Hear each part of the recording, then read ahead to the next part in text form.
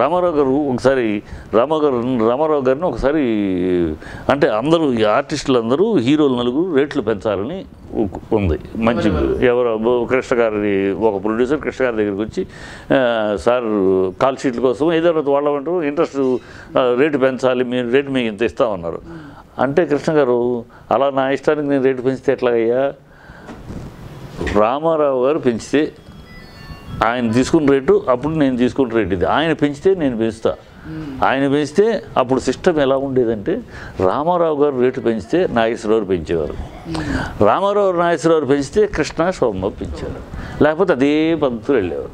అప్పుడు అందరూ రామారావు గారు కృష్ణ గారితో రేటు పెంచాలని చెప్పి అందరూ కలిసి కృష్ణ గారు అడిగితే కృష్ణ గారు ఆయన పెంచితే అప్పుడు ఆ పుండరీకాక్షయ్య గారని రామారావు గారు చాలా సన్నిహితుడు, ఆయన బావ అంటూ ఉంటాడు, పుండరీ గారి నిర్మాత కూడా. ఆయన్ని పంపించారు రామారావు గారి దగ్గరికి, ఏది ఈ రేటు పెంచాలండి మీరు. ఆయన వెళ్ళి ఆ బావగారు మీరు రేటు కొంచెం పెంచాలి, ఇండస్ట్రీ మార్కెట్ పెరిగింది పెంచాలి. ఎందుకు ఏమిటి అన్నారు. మొన్న సినిమా 60 లక్షలు, 60 లక్షలే కదా, 60 లక్షలు చేసింది కనుక మీరు మీ లెక్క ప్రకారం కూడా 6%కు ఆయన ఏంటంటే నా సినిమా ఇంత మినిమం ఇంత చేస్తుందంటే ఇంత మినిమం నా సినిమా చేసే సేల్స్లో 10% హీరో అర్హుడు అనేది ఆయన లెక్క. అందుకని 60 లక్షలు చేస్తే మీరు 6 లక్షలు మీ లెక్క ప్రకారం 6 లక్షలు తీసుకోవచ్చు అంటే అప్పుడు ఆయన అడిగి ఏ సినిమా 60 లక్షలు చేసింది అని. మొన్న రిలీజ్ అయిన సినిమా అండి అన్నారు. బ్రదర్ అలాంటి సినిమాలు once in a blue moon, సంవత్సరంలో 1, 2 అలా వస్తూ ఉంటాయి. వాటిని పెట్టుకుని మనం రేట్లు పెట్టకూడదు. మనతోటి ఒక నిర్మాత సినిమా మొదలెడితే మినిమం అతనికి జరిగే బిజినెస్ ఎంత, 1, 2 సూపర్ హిట్లు దాన్ని బట్టి, ఎందుకంటే 1, 2 సూపర్ హిట్ అవుతాయి, అది వాళ్ళ నిర్మాత భార్యాబిడ్డల అదృష్టం. తినేవ్వండి బ్రదర్, తింటారు, తింటే ఎక్కడికి పోతారు, మళ్ళీ మనతోటి సినిమా తీస్తారు.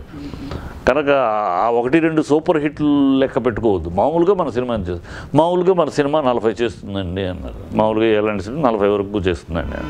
అప్పుడు మనం తీసుకుంటుంది కరెక్టే బ్రదర్. ఇప్పుడు 4 లక్షలు తీసుకుంటున్నాం, అంతకన్నా ఇప్పుడు మనం పెంచాల్సిన అవసరం లేదు, ఆ పెంచాల్సిన రోజు వచ్చిన పెంచుదాం అన్నాడు. అది ఈ రోజుల్లో జరుగుద్దా? ఈ రోజుల్లో ఊహించగల మాటలకు అసలు ఈ రోజుల్లో ఇలా రేటు పెంచమని నిర్మాత అడిగితే కరెక్ట్ కాదు బ్రదర్ మనం పెంచమని అనే మాట ఊహించగలం అసలు లేదు. అందుకనే అది గోల్డెన్ ఎరా. అలా కృష్ణ గారు ఒకసారి తను చేసే ప్రతి సినిమా రిస్క్ సినిమా, మోసగాడు. రామారావు గారితో దేవుడు చేసే మనుషులు, ఒక ఆనకట్ట పెట్టి పెద్ద స్టార్ తోటి పాడి పంటలు, ఒక సింహాసనం, ఒక అల్లూరి సీతారామరాజు, ఇలాంటి రిస్క్ బేస్డ్ సినిమాలు. అంటే అప్పుడు ఆయన సినిమా మీద 25 లక్షలు 25 కూడా ఆ రోజుల్లో ఇంకా 12 లక్షల్లో అయిపోయేది ఆ రోజుల్లో ఆయన సినిమా. ఇది సీతారామరాజు టైంలో సీతారామరాజు 19 లక్షలు అయితే పెద్ద రేట్, పెద్ద ఖర్చు కింద లెక్క.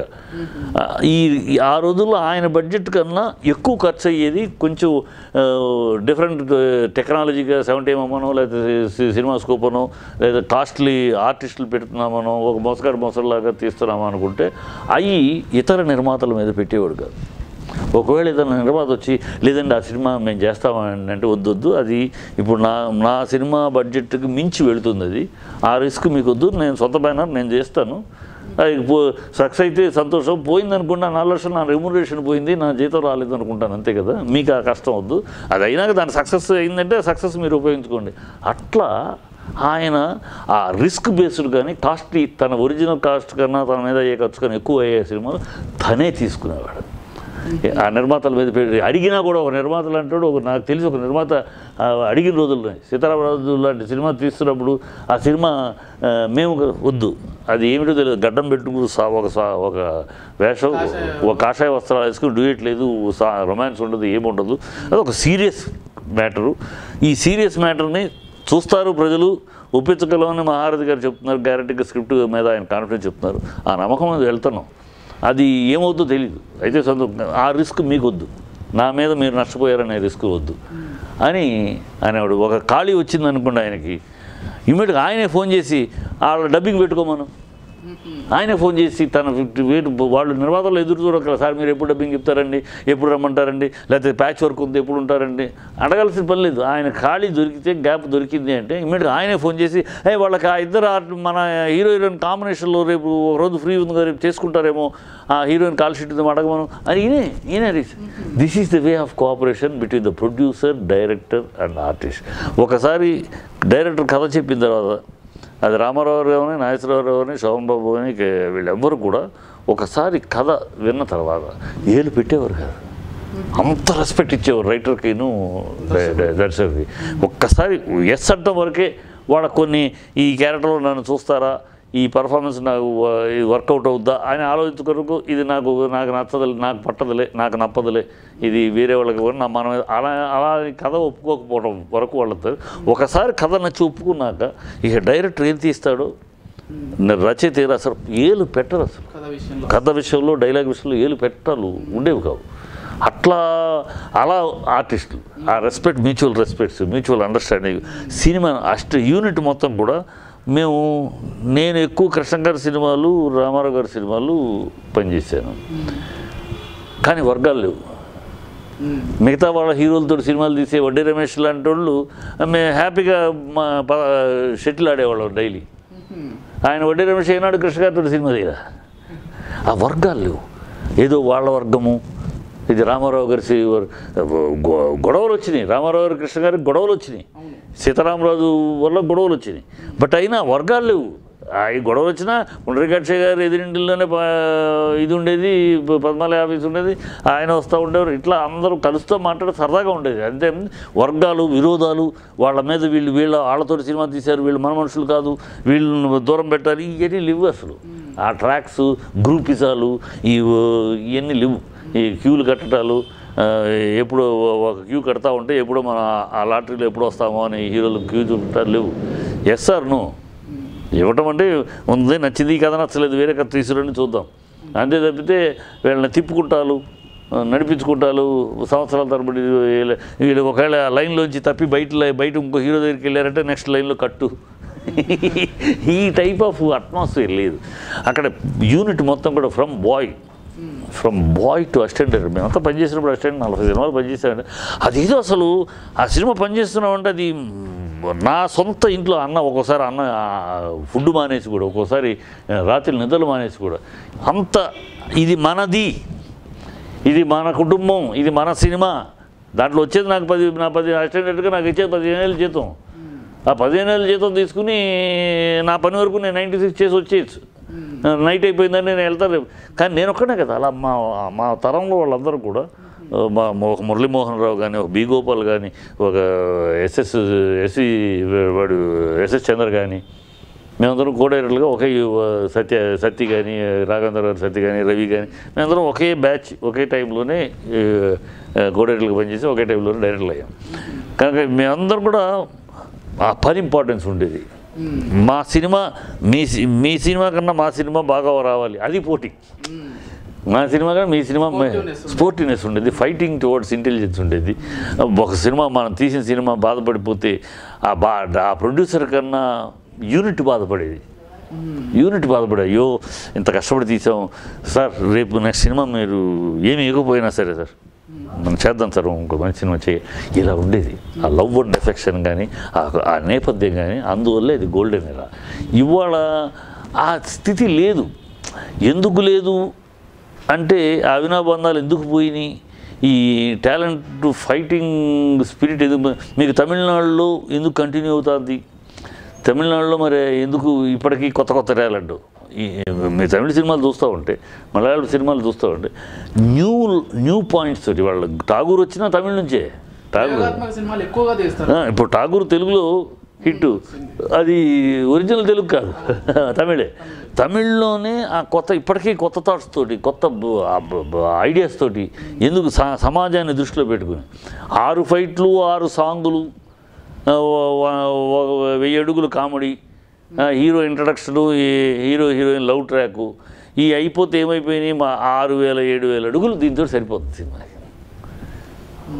వీళ్ళు సరిపోతాయి, మిగతా 4,000 అడుగులు కథ చెప్పాలి. అందుకనే చాలా సినిమాలు కాస్ట్ ఫెయిల్యూర్.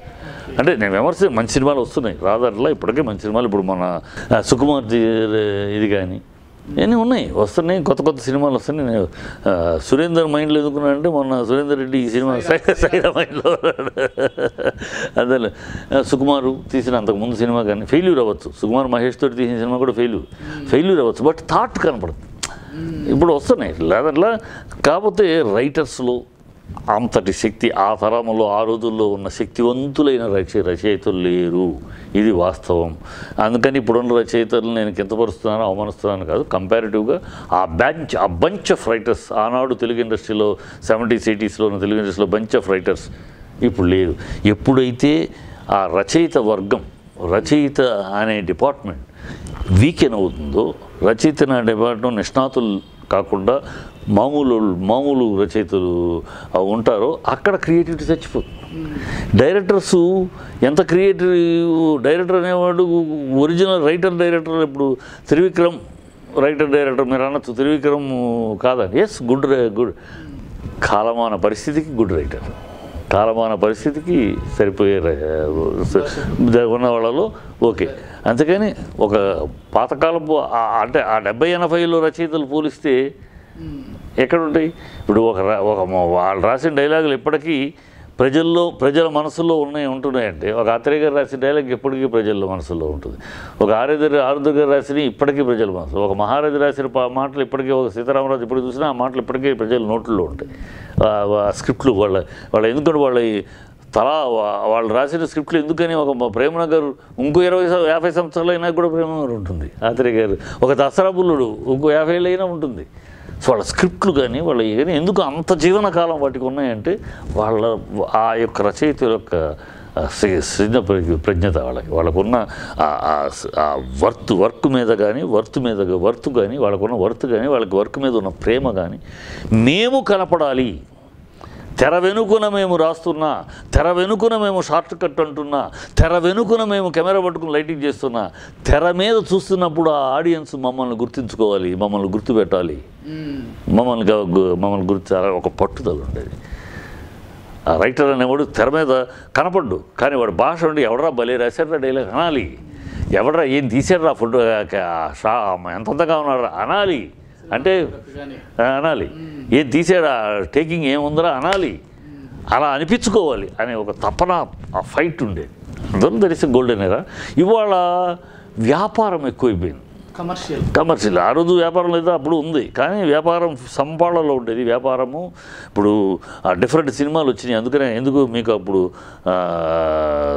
కమ్యూనిస్ట్ భావజాలంతో ఉన్న సినిమాలు కాలం మారింది, ఇదాలోకం, ఇలా సంయుక్త పిక్చర్స్ అని చెప్పేసి వాళ్ళు అయ్యే తీసేవారు. ఒక రొమాంటిక్ సినిమాలు వచ్చాయి, ఒక పౌరాణిక సినిమాలు వచ్చాయి, ఒక జానపద సినిమాలు వచ్చాయి, ఒక క్రైమ్ సినిమాలు వచ్చాయి, ఒక సోషల్ రిలేటెడ్ సినిమాలు, సోషల్ రిలవెన్స్ తోటి వచ్చే సినిమాలు వచ్చాయి, అన్ని రకాల సినిమాలు వచ్చాయి. ఎందుకని వచ్చాయి అంటే అన్ని డిపార్ట్మెంట్లో నిష్ణాతులైన వాళ్ళు అప్పుడు ఉన్నారు, ఇప్పుడు ఉన్నారు, దేన్నైనా అలా రాయగలిగిన సమర్థులు ఉన్నారు.